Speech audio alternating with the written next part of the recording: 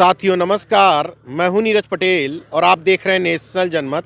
उत्तर प्रदेश का एक ज़िला है बहराइच, वहां की एक तहसील है मिहींपुरवा। उस तहसील का गांव है नैनिया। इस समय मैं उसी गांव में मौजूद हूं। इस गांव में होने की एक वजह है। थोड़ी देर पहले यहीं पर मैं कार्यक्रम में मौजूद था।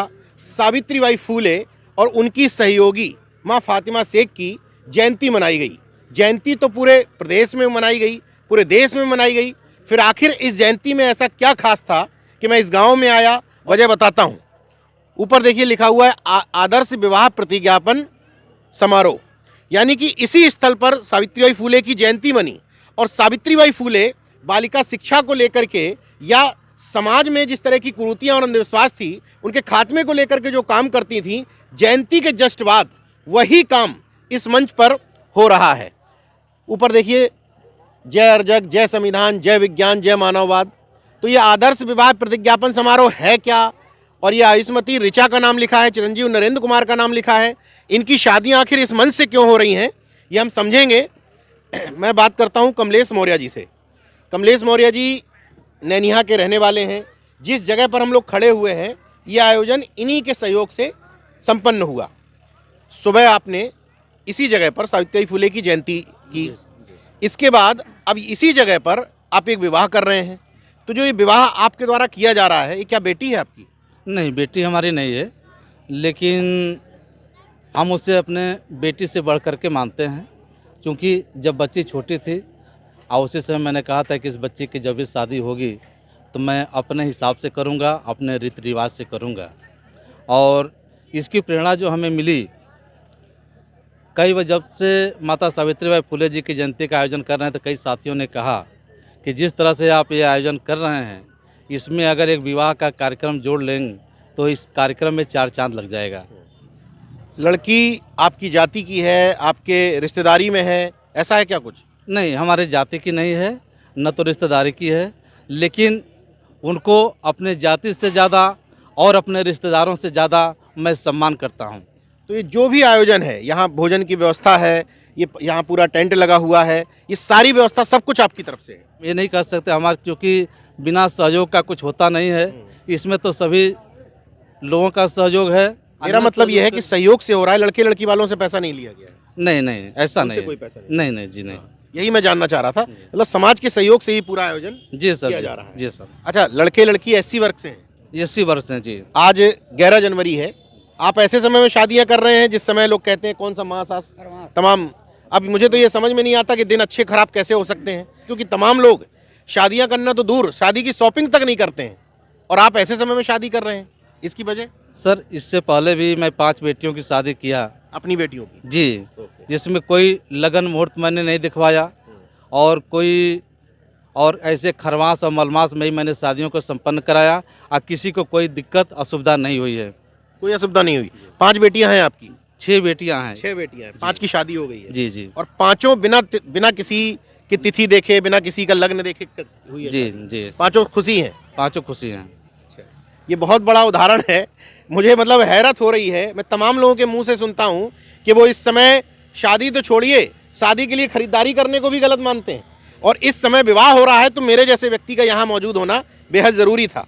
रामेश्वर पवन जी मेरे साथ में हैं, लेखक हैं, विचारक हैं, चिंतक हैं, एडवोकेट हैं। मतलब उपाधियाँ भी कम पड़ जाएंगी, इसलिए मैं ज़्यादा नहीं बता रहा हूँ। आप इस कार्यक्रम में मौजूद थे। सावित्रीबाई फूले की जयंती हुई और अब ये विवाह में भी हम लोग शामिल हैं। ये प्रतिज्ञापन समारोह लिखा है, इसका मतलब क्या है?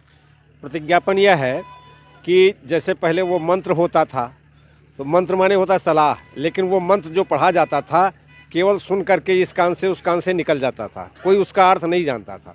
अब प्रतिज्ञापन में होता है, लड़का प्रतिज्ञा करता है कि मैं आज से इसको अपने पत्नी के रूप में मानूंगा, समता का व्यवहार करूंगा, बराबर का व्यवहार करूंगा, प्रेम करूंगा, और यही प्रतिज्ञा वो करती है लड़की। दोनों एक दूसरे को पत्नी मानते हैं और साक्षी मानते हैं समाज को, क्योंकि पहले साक्षी माना जाता था आग को। आग कभी गवाही देने नहीं जाती। एक साक्षी माना जाता ध्रुव तारा। ज़्यादातर शादी कराने वाला पुरोहित भी नहीं जानता ध्रुव तारा क्या है, लेकिन कहता है उत्तर देख लो।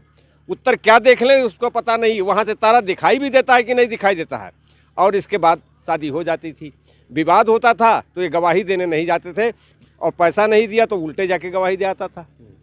अब ये जो है एक लिखित प्रतिज्ञापन होगा ये महामना रामस्वरूप वर्मा ने अर्जक संघ बना करके वित्त मंत्री रहे और दुनिया में पहले व्यक्ति थे आईएएस होकर के छोड़ दिया, वित्त मंत्री बने, राजनीति किया और लाभ का बजट पेश किया। दुनिया में कहीं लाभ का बजट पेश नहीं होता है, किसी भी देश में उन्होंने लाभ का बजट पेश किया था।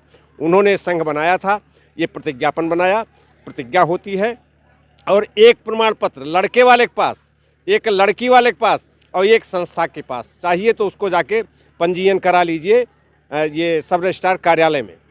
उसे मतलब ये मान्य है, अगर बिल्कुल मान्य है, ये पूरी तरीके से वैधानिक है, वो वैधानिक है। हाँ। तक जैसे आप बता रहे थे कि अग्नि को, ईश्वर को, देवी देवताओं को साक्षी माना जाता था, इसमें कौन साक्षी मन करके दुआ करवाया? इसमें जो भी प्रतिज्ञापन कराता है वो जो प्रमाणित करते हैं कि ये विवाह हमारे देख रेख में संपन्न हुआ, उनका बाज़ाब्ते सिग्नेचर लिया जाता है, साइन कराया जाता है।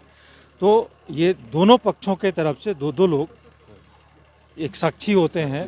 तो लिखित में जिनको तो हम जानते नहीं, जैसे अग्नि की बात कर रहे थे, अग्नि यहाँ करके कोई बात तो करेगी नहीं, कोई उससे मशवरा नहीं हो सकता है, लेकिन हम आपको बुला सकते हैं। अगर आप साक्षी हैं तो वहाँ पे आप कोर्ट में प्रस्तुत हो सकते हैं, अपने आप को कर सकते हैं। आप डिग्री बताइए अपनी। मैं वजह है पूछने की। मैं रेडियोलॉजिस्ट हूँ बेसिकली जी। मतलब डिग्री क्या है आपके पास? MBBS हूँ, उसके बाद DNB किया है मैंने, DNB किया है। MD के बाद DNB करते हैं। आप अपना नाम और डिग्री बताइए।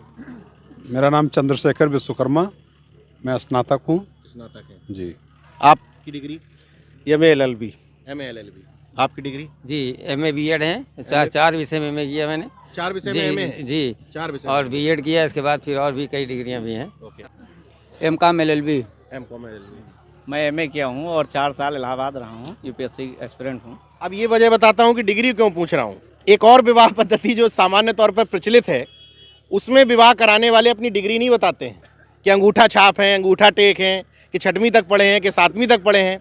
लेकिन यहाँ जिन लोग साक्षी हैं, जो प्रतिज्ञापन कराने आए हैं, उन लोगों की डिग्रियाँ देख लीजिए। MBBS शादी कराने यहाँ पर आए हैं, BEd LLB यहाँ शादी कराने आए हैं, 4 विषयों से MA जो शख्स हैं वो यहाँ शादी कराने आए हैं। मैंने डिग्री पूछी थी कि एक ये भी अंतर है। मैं बता रहा हूँ कि यहाँ पर इस प्रतिज्ञापन विवाह समारोह में कितना साइंटिफिक है। ये पढ़े लिखे लोगों द्वारा कराया जाता है, उस भाषा में कराया जाता है जो भाषा आपको समझ में आ जाए। गिटर पिटर मंत्र पढ़ करके जो भाषा समझ में नहीं आती उसमें नहीं कराया जाता है। नंद साहब हमारे साथ में हैं, मास पत्रिका के आप संपादक हैं? संपादक भी हैं। क्या लगता है आपको इस विवाह पद्धति और उस विवाह पद्धति में क्या फ़र्क है? सर ये पूर्णतया तार्किक है, वैज्ञानिक है और इसमें जो है दोनों पक्ष को जो है स्पष्ट रूप से अवसर दिया जाता है, वर पक्ष को और कन्या पक्ष को, कि जो प्रतिज्ञा होती है दोनों पक्ष करते हैं। और जो दूसरी शादियां आप बता रहे थे ना, उसमें कोई प्रतिज्ञा होती है और ना दोनों पक्ष से कोई गवाही होती है और ना तार्किक होता ना वैज्ञानिक होता है। ये पूर्ण रूप से तार्किक होता है, वैज्ञानिक होता है और इस नाते तर्क के आधार पर ही, विज्ञान के आधार पर ही, संविधान के आधार पर ही हमारा देश चल रहा है और उसी संवैधानिक व्यवस्था के तहत ये विवाह हो रहा है। अच्छा, इसमें समय कितना लगता है इस शादी? इसमें समय भी बहुत कम लगता है। चाहिए आधे घंटे में हो जाए, आधे घंटे से भी कम में हो जाए। भाषण करवा दीजिए 2 घंटा भी करवा लीजिए, जैसी सुविधा हो। सुनने वाले बैठे हो भाई, भाषण कर दीजिए। नहीं मतलब तो लड़के लड़की मंच पर आए, दोनों तरफ से प्रतिज्ञापन हुआ, फिर प्रतिज्ञापन होगा और सबका दस्तखत हो जाएगा। इसके बाद एक कापी उनको, एक कापी उनको, उनके संरक्षक को और एक उनके संरक्षक को, विवाह खत्म हो गया। फोटो खिंचवाना है तो खिंचवाते रहिए रात भर। मतलब बाकी और कोई नहीं, कोई उसमें कोई एक शब्द और जो मुझे बड़ा चुभता है व्यक्तिगत तौर पर, जैसे अपनी बेटी को लोग दान की विषय वस्तु बना दिए हैं, कन्यादान। ये शब्द क्या लगता है आपको? देखिए, कन्या दान की वस्तु नहीं है। दान की वस्तु जो दान किया जाता है उससे अधिकार खत्म हो जाता। हमारी बेटी से हमारा अधिकार कभी खत्म नहीं होता, इसलिए हम उसे दान नहीं कर सकते। दान करना ये एक बहुत जाहिलियत का काम है, वो कतई नहीं होना चाहिए। और उसमें एक बात और अंतर है, जब वो शादी कराई जाती है तो शादी हो जाने के बाद कहता है 1001 से नीचे नहीं लेंगे, 5051 लेंगे। और इसमें चाहिए तो वो सर्टिफिकेट का 5 रुपया दे दीजिए, नहीं उसकी भी जरूरत नहीं है। कोई दूर से आया है तो आने जाने खर्चा आप दे सकते हैं चाहे तो, और नहीं तो देते हैं तो वैसे भी आता है, कराता है। तो ये अंतर है। विश्वकर्मा जी, ये बताइए, ये जो दान शब्द आया है, अभी आप बता रहे थे, क्या लगता है आपको कि ठीक बोल रहे हैं? कन्या का दान होना चाहिए या नहीं होना? बिल्कुल सही बोल रहे हैं। दान कोई कन्या कोई वस्तु नहीं है जो उसका दान किया जाए। वो एक जीव है, इंसान है, और उसको संवैधानिक तरीके से उसको जीने का पूरा हक है। उसको दान करने वाली वस्तु नहीं दान किया जाता है। कोई पैसा हो या कोई संपत्ति उसको दान किया, तो किसी जीव को दान नहीं किया तो वो भी इंसान को दान नहीं किया जा सकता है। इसलिए वो पूर्ण रूप से गलत है और ये तार्किक और वैज्ञानिक आधार पर पूर्णतः एकदम सर्वमान्य है। इस विवाह की यही एक खासियत है जिसकी वजह से मैं आपको दिखाना चाह रहा था, क्योंकि पिछड़े लोगों की संख्या ज़्यादा है। पिछड़े लोगों ने, दलित समाज के लोगों ने मिल करके एक पक्ष चुना, बेटी को चुना कि हम इसका विवाह कराते हैं। बहुत ज़्यादा तामझाम नहीं है, सामान्य तरीके से एक प्रतिज्ञापन का पीछे पोस्टर लग गया। आप देखेंगे चारों तरफ, यहाँ देखिए बाबा साहब हैं, बाबा साहब के बगल में पेरियार रामास्वामी नायकर हैं, पेरियार ललई हैं, जगदेव बाबू हैं, बीच में सरदार पटेल की तस्वीर लगी हुई है, महात्मा रामस्वरूप वर्मा हैं बीच में, तथागत बुद्ध हैं और इस तरफ, और सबके वो भगत सिंह भी हैं, सबके बाग की भी लिखे हुए हैं। भगवान की औकात नहीं कि मनुष्य पैदा कर सके, लेकिन मनुष्य ने हर चौराहे पर भगवान पैदा कर दिया। मतलब चारों तरफ का माहौल आप देखेंगे तो यहाँ पर माहौल सामाजिक न्याय से भरा हुआ, विज्ञानवाद से भरा हुआ, तर्कवाद से भरा हुआ। ये प्रतिज्ञापन देख लीजिए आप, इस तरह का सर्टिफिकेट भर करके ये नीचे लिखा हुआ है साक्षी नंबर 1 नाम पता व हस्ताक्षर, साक्षी नंबर 2 नाम पता हस्ताक्षर, 3 और 4, यानी कि 4 साक्षी जो वास्तव में जीवित लोग हैं, जिनको आप बुला सकते हैं कि यार आप साक्षी हुए थे और आपके सामने ये शादी में कुछ विघ्न आ रहा है। उसके लिए ये प्रतिज्ञापन तैयार किया जाता है और ऐसे 2 सेट होते हैं, एक 3 सेट, एक वर पक्ष को, एक वधू पक्ष को और एक सेट कार्यालय के लिए। और ये विवाह प्रतिज्ञापन आप मैरिज रजिस्ट्रार के यहाँ जमा करेंगे तो पूरी तरीके से मान्य और वैध प्रक्रिया के तहत है। ये अंतर है पाखंड वाले विवाह में और पाखंड रहित विवाह में।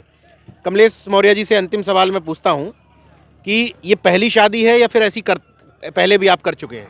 इससे पहले भी एक शादी कर चुके हैं, वो भी एससी समाज की लड़की थी और सिख समाज का लड़का था। ऐसी समाज की लड़की सिख समाज का? जी, और भी अरेंज मैरिज था सर। अच्छा जी, मतलब अंतरजातीय विवाह जी, करवा लेकिन चुके हैं आप। माता पिता की सहमति से सहमति उतना ही से। हुआ था। जी, वही तो असली अंतरजातीय विवाह है, वही अंतरजातीय असली वाला है। अंतरधर्मी, हाँ अंतरधर्मी हो गया। खैर, मैं नेशनल जनमत के दर्शकों से अनुरोध करूंगा कि विकल्प आपके सामने मौजूद हैं, विकल्पों का रोना मत रोइए कि विकल्प नहीं है, नहीं हम क्रांति कर देते। मैं लगातार नेशनल जनमत पर विकल्प भी दिखाता हूं, ऐसे लोग भी दिखाता हूं जो उन विकल्पों को आपके सामने ले करके आ रहे हैं। कम समय में कम खर्च का एक तरीका है आदर्श विवाह प्रतिज्ञापन समारोह। इस तरीके को अडॉप्ट करके आप फिजूल खर्ची से भी बच सकते हैं। समय की कीमत ज़्यादा है, समय भी आपका बचता है, और सबसे महत्वपूर्ण बात, आप पाखंड, आडंबर या किसी भी तरह के मकड़जाल से भी मुक्त हो पाते हैं। बाकी देखते रहिए नेशनल जनमत, जागरूक और सजग बने रहिए। जय विज्ञान, जय संविधान, जय लोकतंत्र। धन्यवाद।